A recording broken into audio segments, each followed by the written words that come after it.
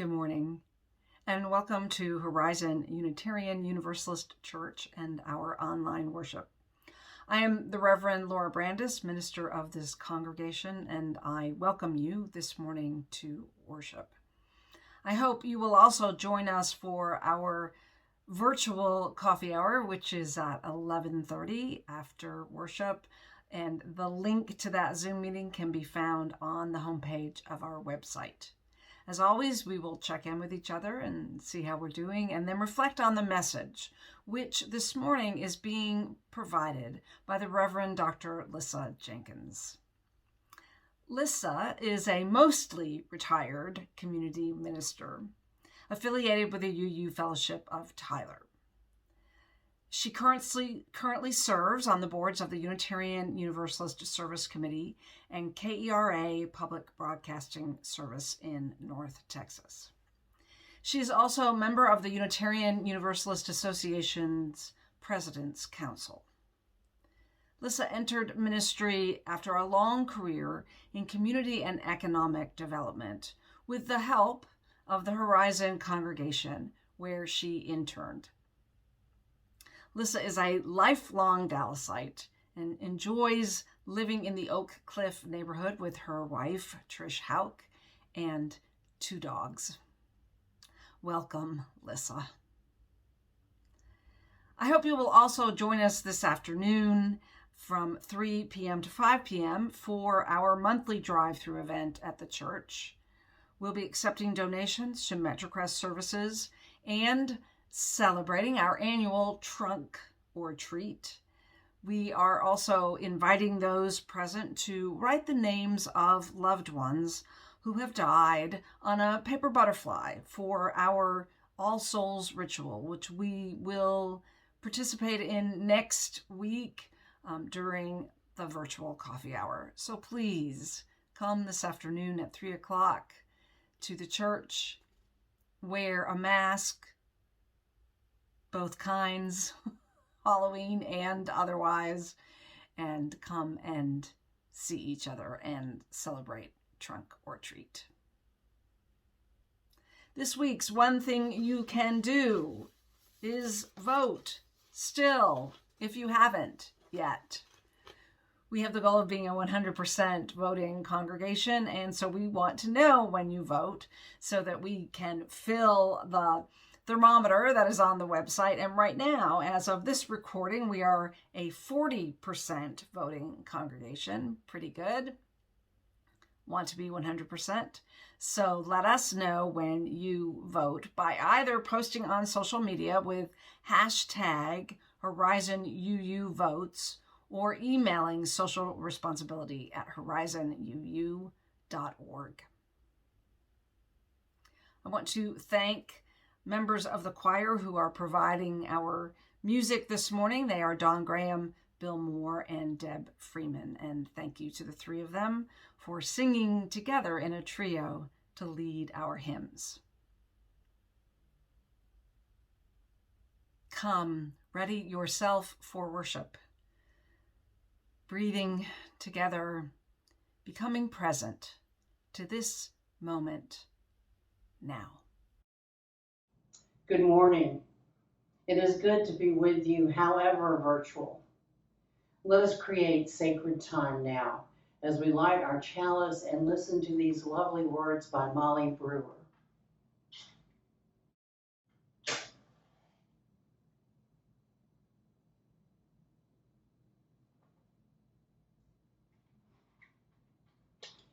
My beloved people, I cannot pretend, and so I will not tell you that everything is okay right now, that there is no reason to be angry, that you must be optimistic or at peace. I can't pretend these things, and so I won't tell them to you. But now our chalice is lit, and so all I ask in this moment is that we remember the words of Rebecca Parker. There is a love. There is a love holding us. There is a love holding all.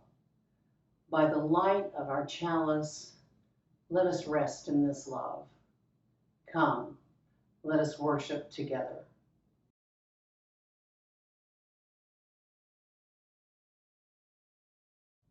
Please join me in the affirmation. Love is the doctrine of our church. The quest for truth is its sacrament, and service is our prayer. To dwell together in peace, to seek knowledge in freedom, to serve humanity in harmony with the earth. Thus do we covenant together.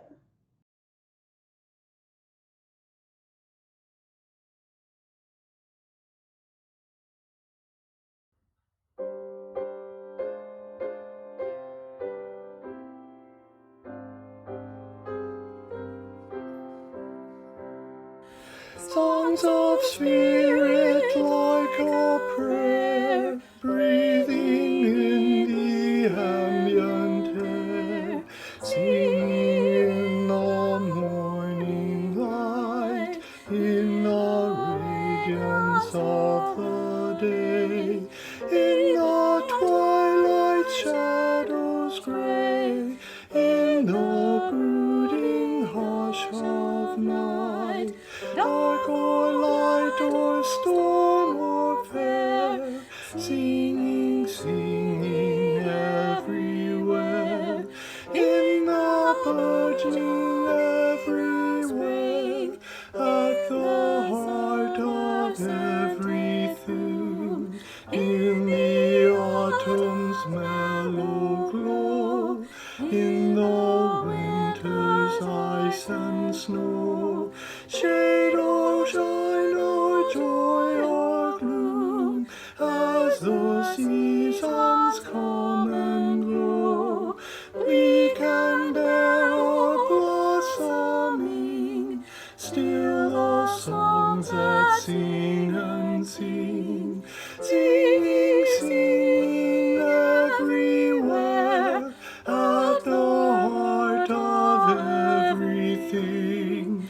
In my soul I hear them sing, mystic music of the spheres, songs that with my utmost art I can only catch in part, broken echoes cold and bare of the songs my spirit hears.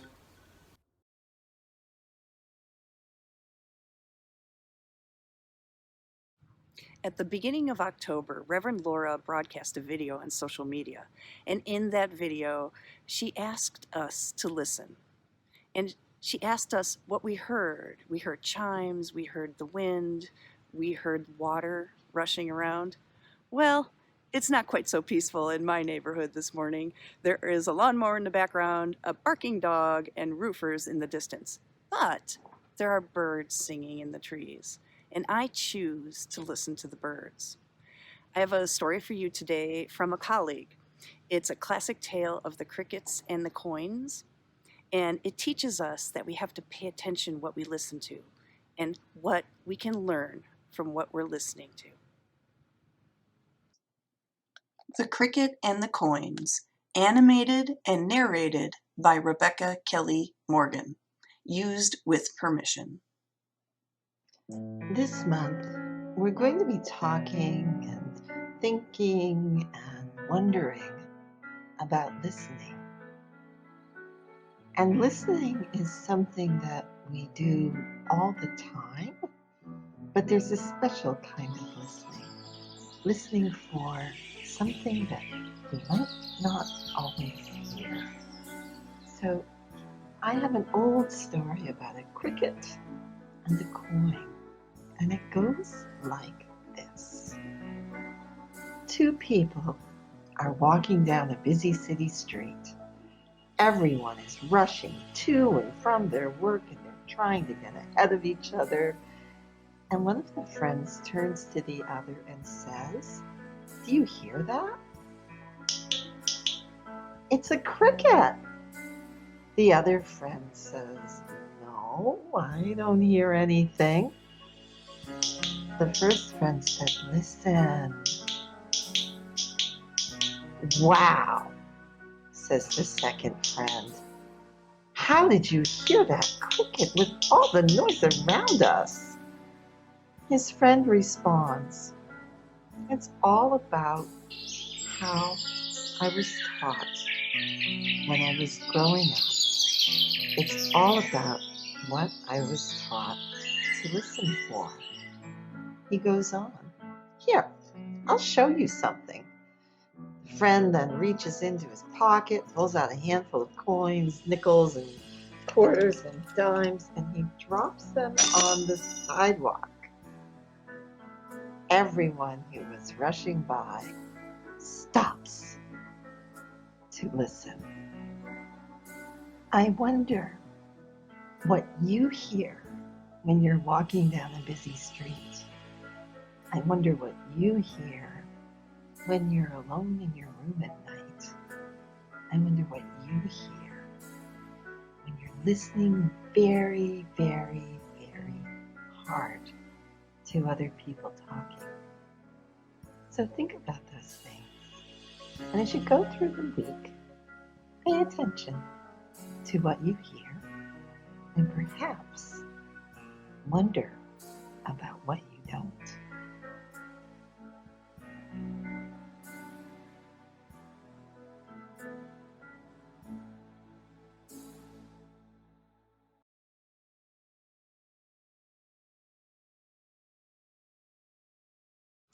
We appreciate your support of MetroCrest services. This month's drive-through donation event is today, Sunday, October 25th, from 3 to 5 p.m. MetroCrest's biggest needs are soap, shampoo, toothpaste, baby wipes, diapers, laundry soap, dish soap, and other cleaning supplies. Bring a donation and stay for our trunk and treat. Remember to wear your mask, the Halloween kind and the pandemic kind. The October Share the Plate is the AFIA Center. Their mission is to serve Black women and girls by transforming their relationship with their sexual and reproductive health through addressing the consequences of reproductive oppression. Give online at horizonuu.org. Whether you give directly to the church or to one of the community organizations that share our values, you are supporting the mission and ministry of this congregation. For that, we are grateful. We will now take our morning offering.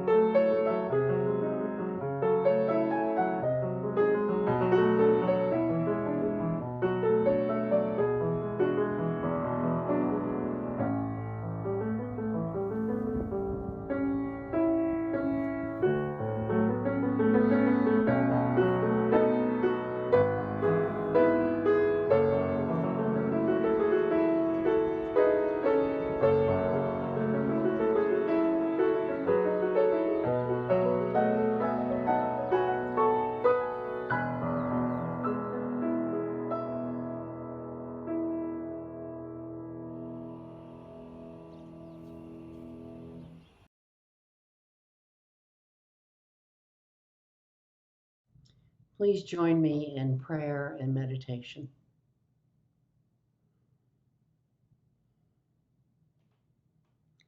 God of many names and beyond all naming, today we call on the love that holds us all. Guide us through these difficult times. Let us be instruments of peace, hope, justice, patience, and kindness. Help us know when to reach out, when to hold close, when to just wait.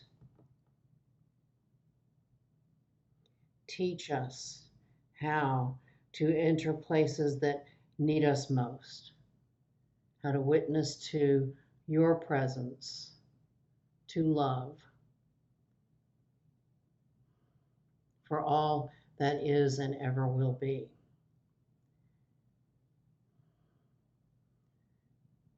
Today we send the love and care of this gathered community to all who need us, to those who need us and haven't found us, to those who are part of this community, who are suffering in body or soul. We especially hold in our hearts Saj Survey and his family as they wait in anticipation of recovery in their family. We send the same prayers for any others who have been taken ill by this terrible pandemic, who have lost jobs, who have been isolated, and who have suffered in so many ways from this extraordinary time. We want to send our prayers and love especially to those who have never felt your presence through human hands and hearts.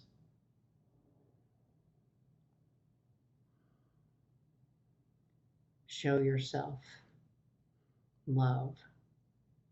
Show yourself to all of us. Let us take a moment of silence to listen to the prayers of our hearts, to remember friends and family who may not be with us today or who may be nearby and need our prayers.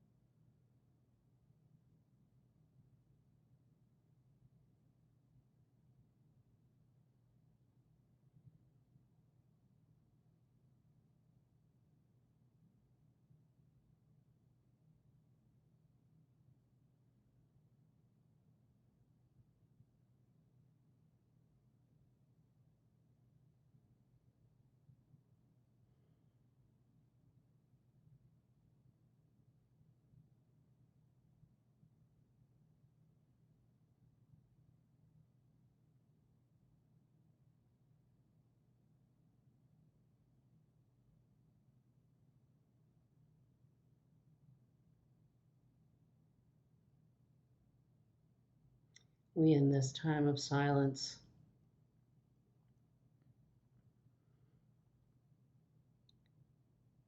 with gratitude and faithfulness,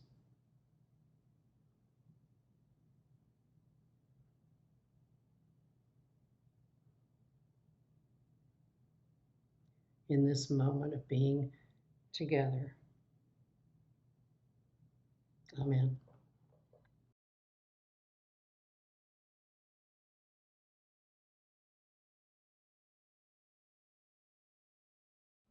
The Art of Listening by Ann Tannum. I'm not talking about a half-hearted following the words but not the meaning type of listening that uses only one ear and the occasional, oh, I see. That type of listening you come across every day of the week.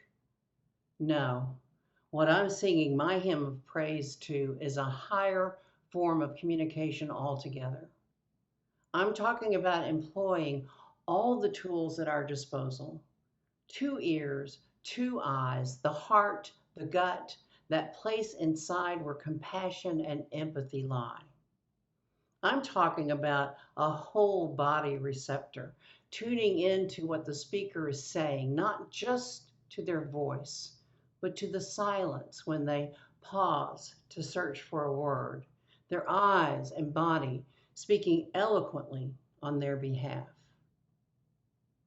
Someone takes the risk of releasing the truth of who they are into the care of another, and miracle of miracles, the other reaches out with both hands, cradles that truth, blesses it with acceptance, and folds it in acknowledgement, and tenderly gives it back into the care of the one who gave it life.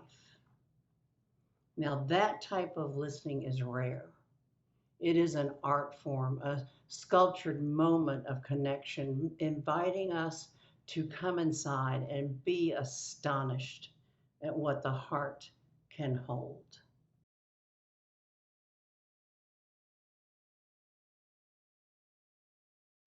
I have a friend who makes everyone feel like you are the smartest person in the room, even though you know, without question, that he is actually the smartest person in the room and always will be. Some people just have a way of listening to others like there is no one else around, no other thought that matters, no better way to spend their time, and they make us feel cherished. I'm not that person. Don't get all judgy. Most of you aren't either, but we all could be. We all could be. Listening is a science and an art.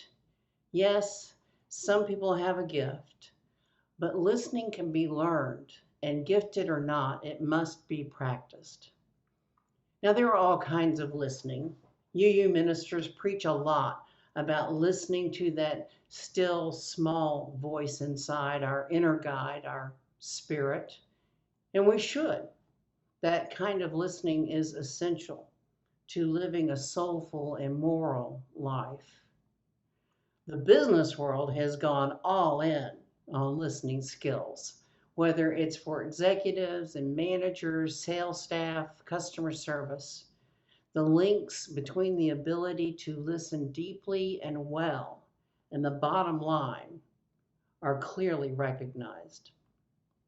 Therapists, nurses, reporters, CIA agents all need to be expert listeners to do their jobs. So we all know a lot about the art and science of listening. Let's start with the bad listening. You might call it not listening. What are some of the behaviors we all engage in from time to time? Distractions, looking at our phones, especially maybe on Zoom calls. Anticipation, trying to outthink the speaker, anticipating what they are going to or should say. Responding, forming responses in our heads while someone is still speaking. Interrupting, which is a behavior I hope we generally manage to avoid, mute the mic. There's a great New York Times article about challenges to good listening that I think might speak to a few UUs. It says, because our brains can think a lot faster than people can talk, beware of the tendency to take mental side trips. Smart people are particularly apt to get distracted by their own galloping thoughts, and more likely to assume they already know what the other person is going to say. People with higher IQs also tend to be more neurotic and self-conscious, which means that worry and anxiety are more likely to hijack their attention. Not my words, but I have to admit this description does kind of fit me. So those are some of the obstacles to good listening. What do we know in the positive? What makes for skillful or We might just say, listening. Scott Peck, author of The Road Less Traveled, says, you cannot truly listen to anyone and do anything else at the same time. Similarly, we have our own Ralph Waldo Emerson telling us there is a difference between truly listening and waiting for your turn to talk. A good listener is focused and attentive, internally quiet of mind and spirit, not judging or sparring. A good listener knows that there is more to conversation than the words. They hear the cadences, the silences. They search the eyes and read the body language of the speaker. Listening is a science and an art. There is a lot of fine research and writing with far more details than we're going to discuss here, because most of the literature is concerned with listening as a means to an end. We listen to our inner voice to check in, to ensure that we're being true to our call, to make important decisions.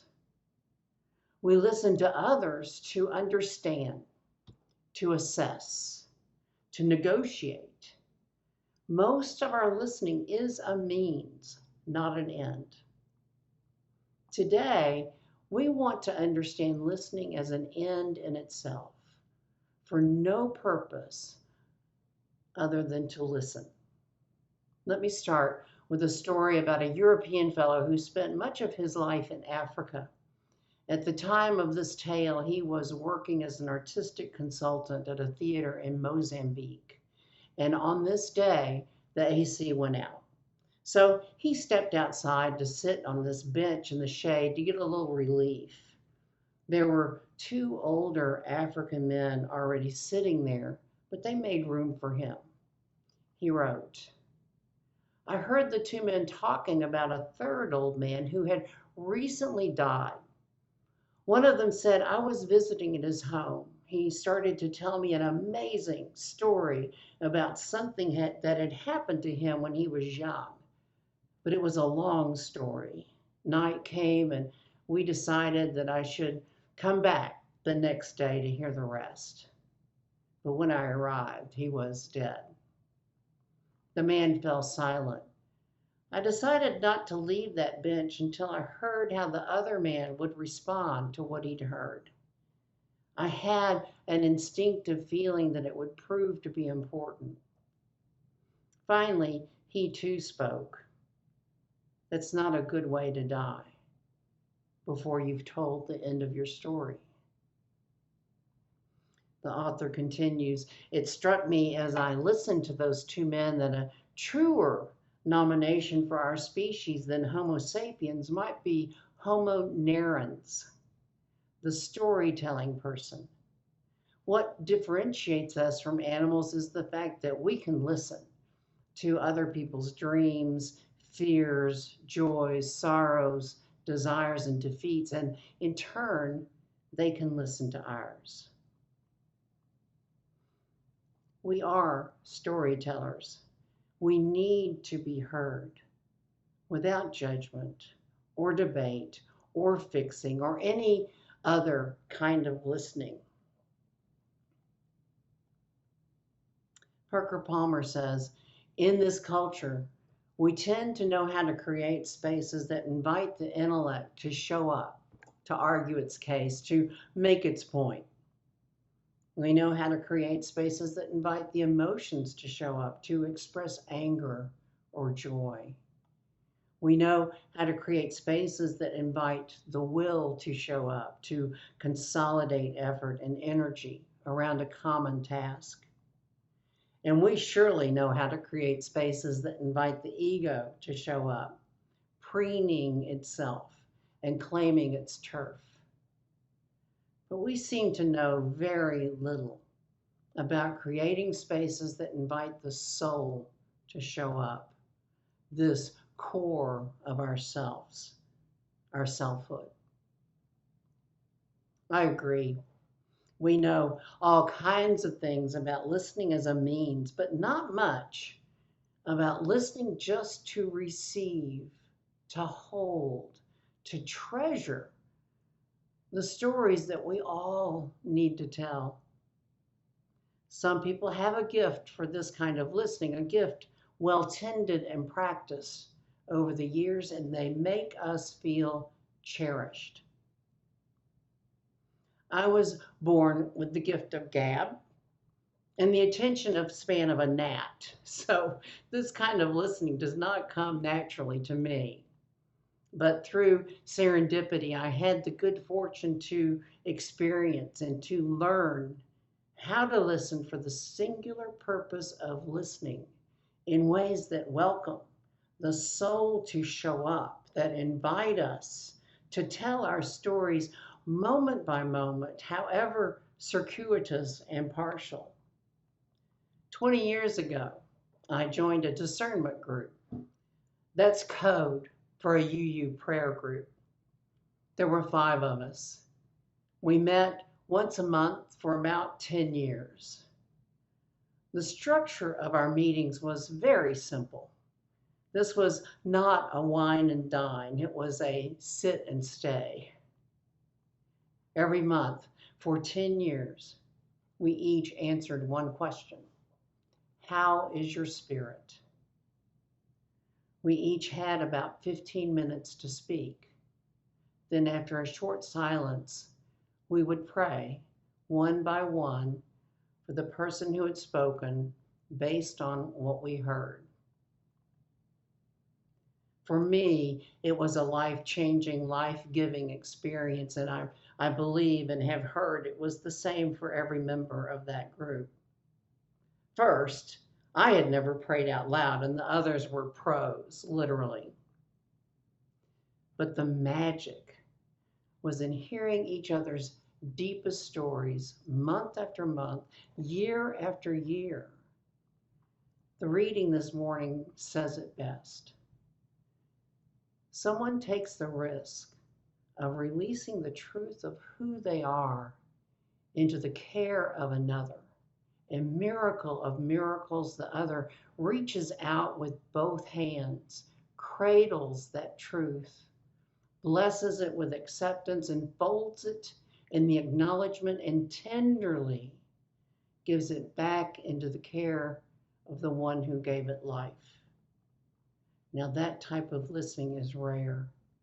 It's an art form, a sculptured moment of connection, inviting us to come inside and be astonished at what the heart can hold.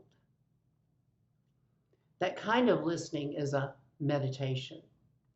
All our bad habits show up, distractions, anticipation, responding. So we notice those things, and then we return to the present moment to listen again. This kind of listening is a spiritual practice in the best sense of the word. We all deserve to have our stories told. Our stories heard. And we can all learn to be the kind of listener that invites our souls to show up. Some, very few, are so gifted and so practiced that they can listen with all their sensibilities in the middle of a dinner party. Most of us, not so much. But we can create structures in our homes, in our communities, most especially in our covenanted congregations, to practice listening for the sole purpose of receiving, witnessing, holding that miracle unfolding right next to us through their stories. I don't know. There is always so much calling us to action in this world, especially right now when we know everything is not okay and we don't know when it might be so. But this idea of listening as an end in itself, of telling our stories, knowing they will be received as treasures, as the treasures they are and we are, creating spaces that invite our souls to show up despite or maybe because of all the chaos clamoring for our attention. The thought of learning and practicing that kind of listening again has just taken hold of me. What could possibly be more important? What could possibly be more important than telling our stories and being heard deeply and well right now in the midst of so much chaos and clamoring? Amen.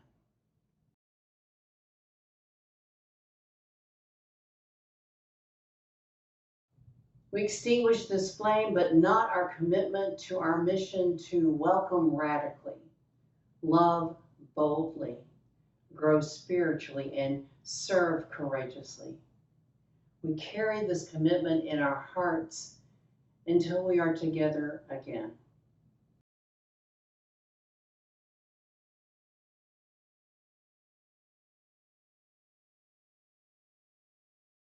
Over my head, I hear music in the air. Over my head, I hear music in the air. Over my head, I hear music in the air. There must be a God somewhere.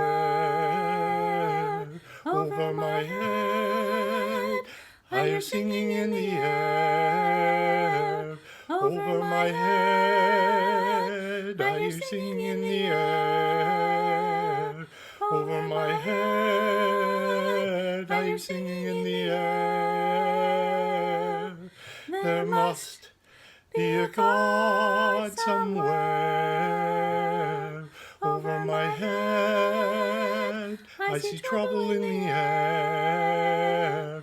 Over my head, I see trouble in the air. Over my head, I see trouble in the air. There must be a God somewhere.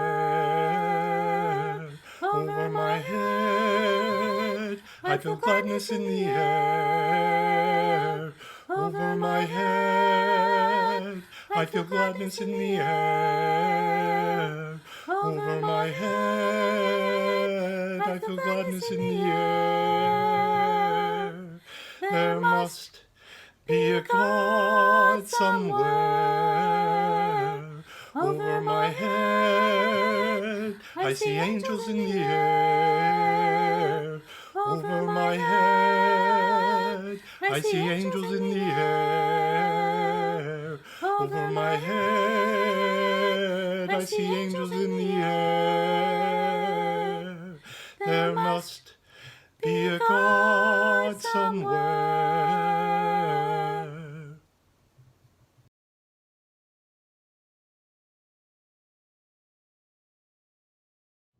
As we leave this sacred time, take the words of Rebecca Parker with you. There is a love. There is a love holding us. There is a love holding all. Rest in this love in the days and weeks ahead, and listen to each other. We all deserve to be heard. Go in peace, and please be well.